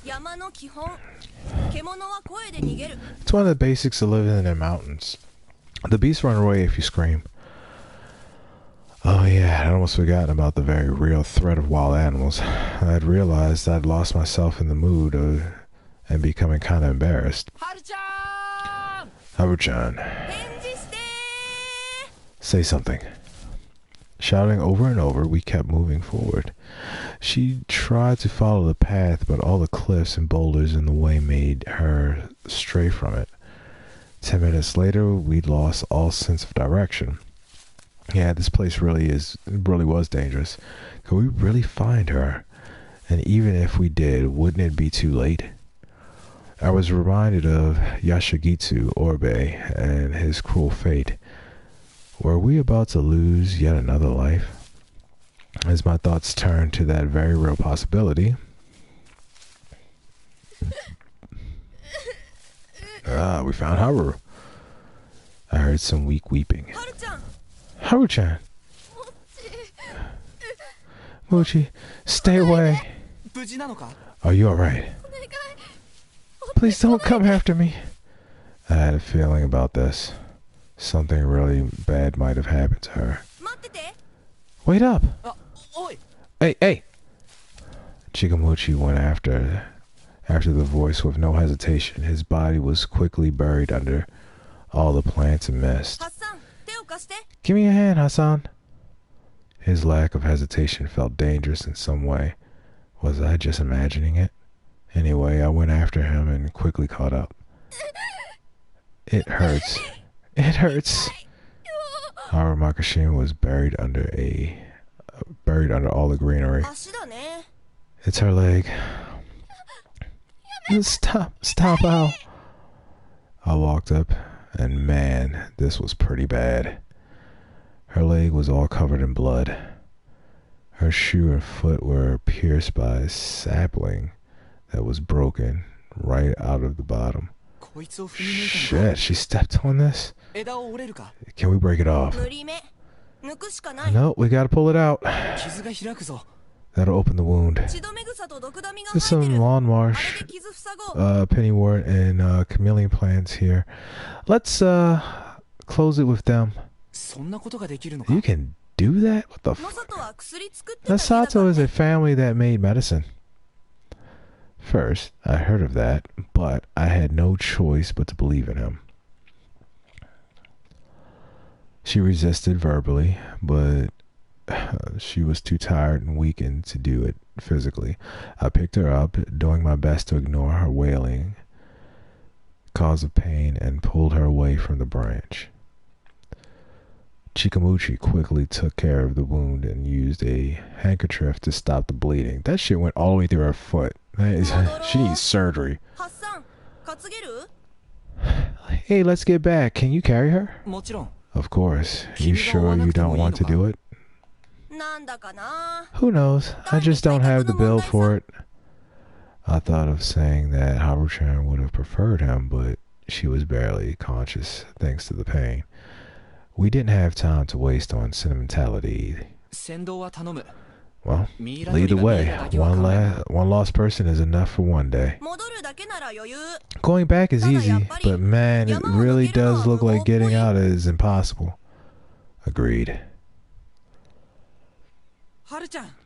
Haru-chan, I'm so glad you're alright.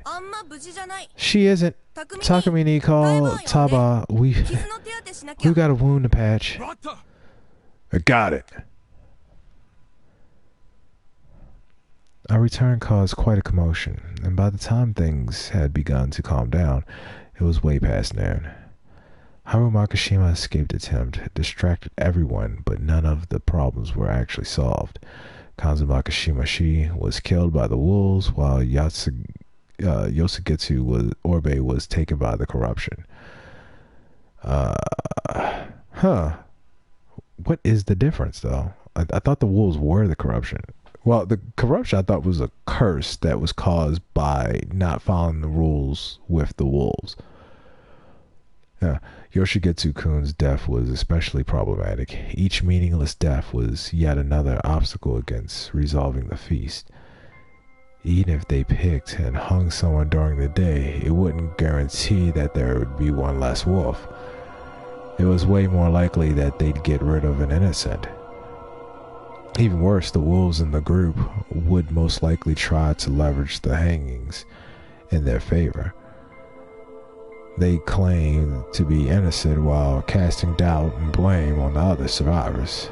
To win, the humans needed to do their best to see through such trickery and identify the wolves, possibly even making them confess.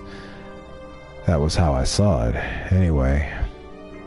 And I was the one with the least info here. With that in mind, all humans who died by breaking the rules were actually doing the wolves a favor. If she'd actually disappeared, I'd have said the same about Haru Makishima, assuming she was human anyway. Perhaps someone encouraged them to break the rules. If that was the case, the wolves were ruthless, knew the rules well, and were steadily advancing toward complete victory, where all the humans here lay dead. That'd be someone influential or a player who's invaluable to the humans. That'd make Kanzo, Ji-chan, or Yasukan. That's exactly what they said yesterday. And just as we'd feared yesterday, the wolves had silenced one of the most important people in the feast. It was hard to believe they'd chosen him, but because they were scum, or because they didn't like him, the situation was really bad.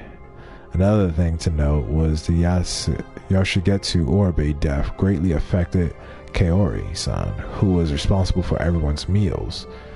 That was a major problem. Good work, everyone. Here's some. When she tried to give us tea once we returned from the search, her face was pale and she was shaking like she was having a seizure. Despite her attempt to carry on as normal, her composure was in pieces. It was so painful I could barely watch. Takumi-san should have been supporting her, but he was just gloomy, hanging his head.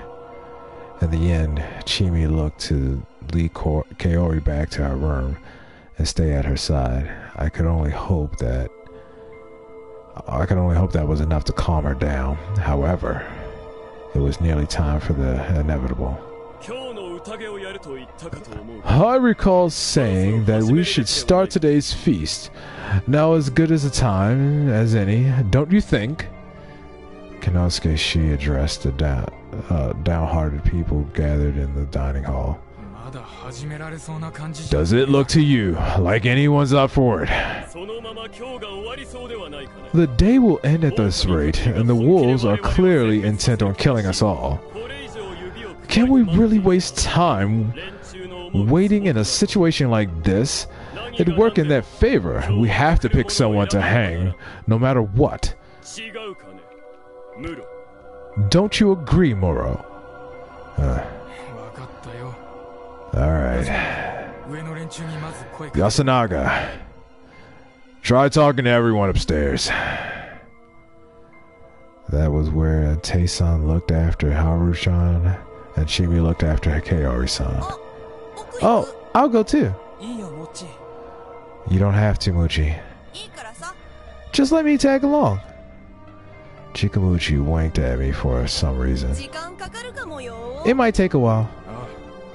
Yeah, take your time, everyone. Has to be there after all. We'll go prepare. Please do. Oh, wait.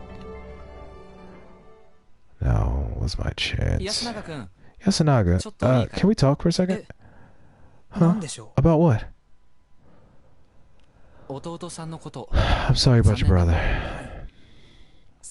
Thank you. That makes it a bit better for him and I. That's a very mature way to talk about it. Maybe I should have sounded more my age then. This boy was already pretty mature. You didn't get along with him. That's not it. We didn't always see eye to eye, especially recently, but he was a really good guy. I think so, too. It seemed like deep down, the tough guy routine was really just an act. Did he get along with your mother? He did.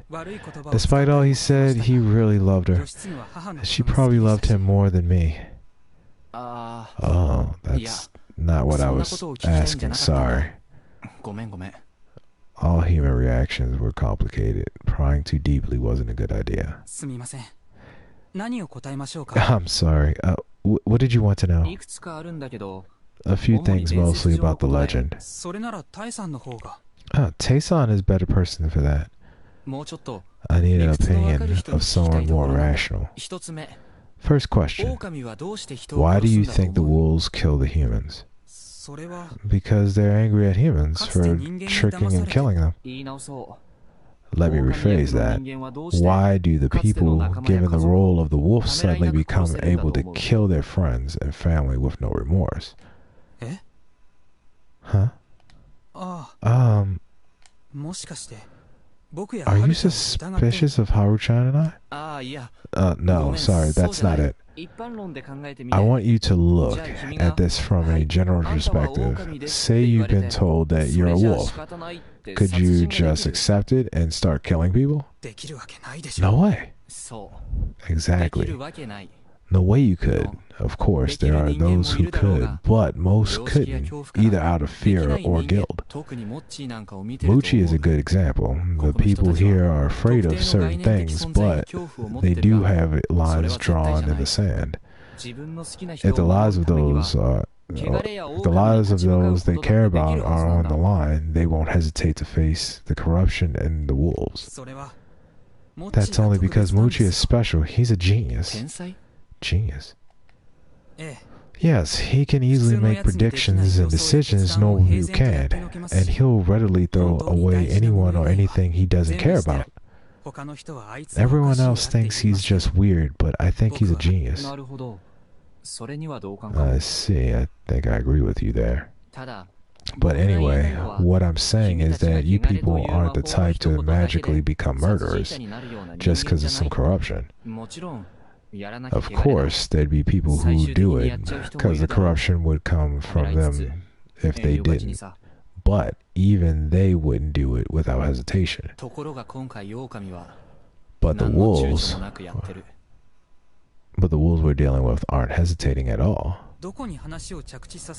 I don't know where you're going with this, but I think it depends on the personality of whoever the wolf is. It'd be easy for people who never had any aversion to killing. But there are two wolves, right? Yeah, it seems that way. I see. Let me ask you this then. Does Yamizu have more than one person that is capable of murder? One psycho in a group of people I could see, but two seems pretty unlikely. I think a better assumption is that there's some way to turn even an ordinary person into a ruthless killer.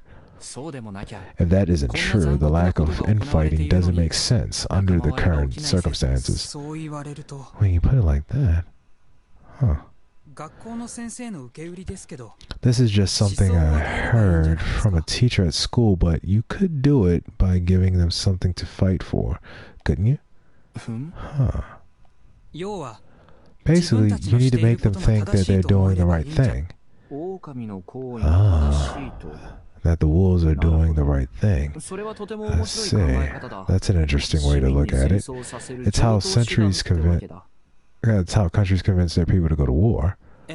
Yes, that's what the lesson was about, but I think that your perspective is a little bit flawed. What do you mean? For example, most of the girls in the settlement are timid and prefer to leave the big decisions to the men. Even Haru is like that. So, if the wolves are a man or a woman, it's entirely possible that the men's taking the lead and doing the killing while the women is just following along. Also, for all we know, the wolves could be arguing all the time and they just didn't happen to hesitate in killing this one time. Yeah, good point. But I don't think that there are some secret to why this feast this feast lasted so long. Traditions like these usually die out. It makes me think that there must be a way to ensure the killings continue. Your idea is certainly interesting. I don't think you should call it interesting. Not in a situation like this. Oh, sorry about that. That was insincere. Let me ask you one more thing then. Go ahead. I was working on the assumption that nothing particularly strange is happening here. But what about you? Do you think there's something mysterious going on? I don't want to believe it, but I think there is. And why is that? Do you see a god or a monster or something? No, it's hard to put into words, but the fact that the mist appeared when we had a whole 4 outsiders here made it feel like there was a higher power at work. No matter how I look at it, I don't think that the mist like this could have been produced by humans' hands. Not to mention that it's strange how the wolves can enter sheltered houses and kill the people there. There's also the fact that if one of us killed someone, you'd see a change in their behavior, or some evidence would be left behind. We can't explain these things, so yes, I do think that there's something mysterious going on. I see. Alright, sorry for asking such a weird question. By the way, who do you think are the wolves? Haruki. He cut me off with his stern voice. Sorry. But this is something we talk about in the feast. You don't have the right to ask that. Oh, my bad. Listen, we'll have to hold the feast to decide which one of us should be sacrificed today. It's important to propose who we think is suspicious, but it's also very dangerous. Something we said outside of this feast could be used against us and become a fatal mistake. The fact that you asked me that makes me feel like someone's maliciously using you against me. Please stop. Good point. I'm sorry, really. Oh, but now I wouldn't blindly believe that you're an ill omen, but I won't stop suspecting that you're involved somehow. If I ever find out you had something to do with Yasugetsu's death, You'll what? He glared at me. I have to avenge my little brother. I see. Of course you would. I'll just head to the cage and do my best to be as unsuspicious as possible. Oh, you shouldn't do that. Why? Today's feast might drag on until evening. It might be too late by then. You should go to your room and your dorm and ask someone outside to block the door handle with a stick. I see. Good idea. This boy is really smart. If Takumi Moroshi was a site foreman type, he would be his manager type. I could see a talent for using people. Can I ask you something too? Of course. Do you like Chi-san? From a political standpoint, I should say no. But yeah, she's likable. I see. Well, she seems pretty available, so she'd probably date me if I or anyone else asked. Oh, are you being considerate of me? I had a feeling that Mochi told you something weird. Huh? It's not like that. What I felt for her is a thing of the past. She was the only older girl around these parts, so I was attracted to her, that's all. This place was gloomy and serious, and she was the only free-spirited person here. She is as amazing as Mochi. You're saying she's a rascal? Yes, so much so that I almost killed someone. Hold on. Well, it was an accident though. It's strange. You'd think she's available. Chini is actually pretty shy. Is she now? Or maybe she just changed a lot during these 3 years of college. So yeah, I've already gotten over. Now I feel like you're the one being wildly considerate. That's not healthy for you, you know. It's all good if you like her. This is hardly the time or place for that. Good point. What was it, huh? That was it, huh? Eventually everyone gathered and went to the hall. Just as I was told, I asked them to lock me into my room. After getting everyone, including Takumi-san and Tae-san, to understand, Yasunaga, Chimi, and I went to the dorm. Chini, you think he can jump from the window or the branches? No way. Even if he made it down, he couldn't get back. The two verified how secure the place was and locked me up in. If they were the wolves, it'd be impossible to outwit them. Humans stood no chance. Anyway, we're locking you in. We'll come open it up if we have the time, but you might end up staying like this until morning. Alright, fine by me. It's gonna be hard, but I hope you do well. Thanks. Sorry you're caught up in all these problems. Such a creepy village. I'm worried about you. Wow. It's that nice. Isn't that nice? I'll do my best. All done? We're locking you in now. Yeah. You be careful too, Yasunaga. You're now your mother's only child. Yes, that's true. And so the door was closed. I could hear them set up the stick.